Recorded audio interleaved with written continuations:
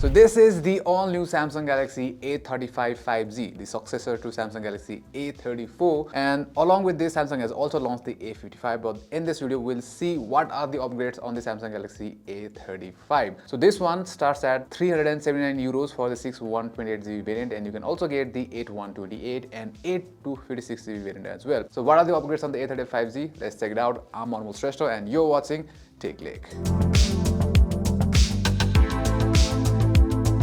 So finally, Samsung has decided to move on to hole punch display. So A34 came with a infinity U notch display, but this one has a hole punch right in the middle, so that is good. Likewise, another biggest upgrade is that this one has Gorilla Glass Victus Plus protection for the display, which we also see on some of the Samsung's flagship phones. So that's good. So talking about the back, this is a glass back, so that is good as well. But the frame is still plastic, and we see some design change here. So there's a slight hump over here. So Samsung calls this island key design. For ports and buttons, we have the volume button over here. We have the power up here. Likewise, on the bottom, we have USB Type-C, two microphones, and a speaker outlet. So the design of the speaker outlet is also changed. And talking about the speaker, this one has dual speaker setup, and the stereo speakers is nice. I wouldn't say it is very loud, but the overall quality is nice. Likewise, on top, we have a dual SIM slot and another mic. So this phone comes with an in-display fingerprint sensor, and it is fast and reliable. So no issues with the fingerprint sensor here. It is good. Also, this one has IP67 rating as well, that we usually don't see on smartphones at this price tag, so that is nice. But I think Samsung could have done a much better job of improving the bezels. So the bezels are uniform, but they are thick, so Samsung should have reduced the bezels on this phone. Except that, design wise, it's a very good phone. Now moving on to the display, this one gets the same size 6.6-inch Full HD Plus Super AMOLED display as the Samsung A34, and this is also 120Hz refresh rate display and comes with 1000 nits SBM high brightness max under direct sunlight. Under direct sunlight, I had no issues using this phone. Likewise, the overall panel quality is also nice. The color is vibrant, the display feels sharp, and it's a very good panel from Samsung as expected. Likewise, the refresh rate smoothness is also nice. I haven't had any issues. It feels smooth, and you can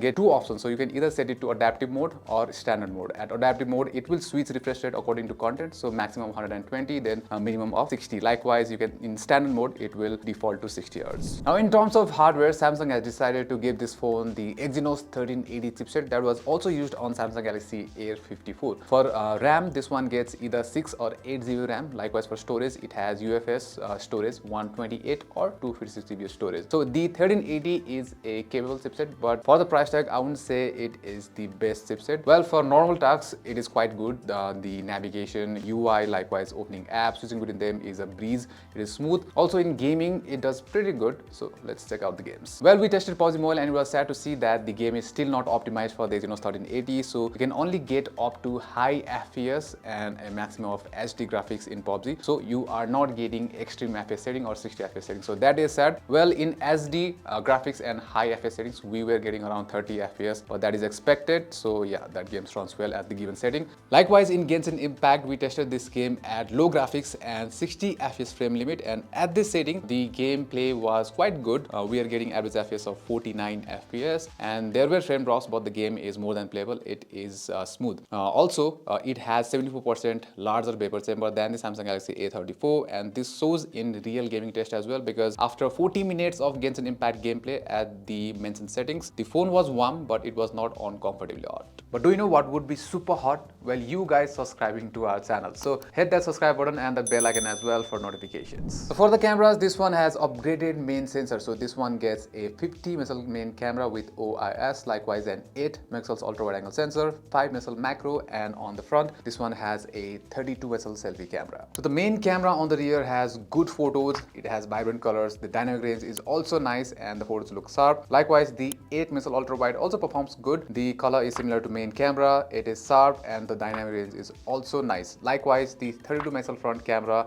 takes good pictures. The face tone is really nice, and the face looks sharp, and even in HDR scenarios, the photos look good. So for videos, this one also gets the 12-bit Super HDR video, which is also available on the Samsung A55. So this will give you more vibrant color and a wider dynamic range. Likewise, this phone is also getting BDIS, which is electronic image stabilization at 4K. So previously the A34 only had EIS at 1080p, but A35 has EIS at 4K as well. So the 4K footage looks vibrant, the color is also nice, and the stabilization also works really well. You can see here that the 4K footage is also very well stabilized. Now moving on to the battery, this one has the same battery capacity as the Samsung A34, so 5000 mAh battery capacity. So that should mean you will get 1 day of usage easily, even at moderate usage. For fast charging, this one has 25 watt fast charging, but no charger in the box. So yes, that is sad. But to charge this from 0 to 100%, it will take somewhere around 74 minutes. Now for the OS, this one comes with Android 14 out of the box with One UI 6.1, and this one has 4 years of OS upgrades and 5 years of security updates. Samsung has also upgraded the security on this phone, so this one gets Samsung Knox auto blocker and Samsung Knox Vault as well for the first time in the A series along with the A55. So Samsung Knox Vault is basically a secure space which is isolated from rest of the phone, and that keeps your